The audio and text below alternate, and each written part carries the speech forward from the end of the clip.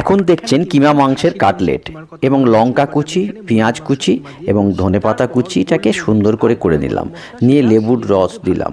এবারে এই গোলমরিচ আর গরম মশলাটাকে বেটে দিলাম, এলাচটাকে বেটে দিয়ে এবং সব শুদ্ধ মাংসের মধ্যে দিয়ে আদা রসুন বাটা দিয়ে একটু মেয়োনিজ দিয়ে ওই মশলার গুঁড়োটার মধ্যে দিয়ে দিলাম, দিয়ে তারপরে একটু ধনেপাতা ওপর থেকে আরেকটু ছড়িয়ে দিয়ে কাঁচা লঙ্কা দিয়ে ভালো করে মাখলাম।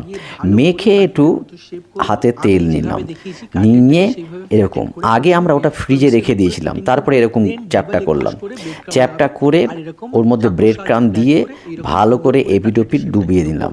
ডাবল করে কোটিং করতে হবে কিন্তু, হ্যাঁ, আর ছুরি দিয়ে এরকম শেপ করে এইবার তেলের মধ্যে সুন্দর করে লাল লাল করে ভেজে তুললেই আপনাদের হয়ে গেল কিমা মাংসের কাটলেট।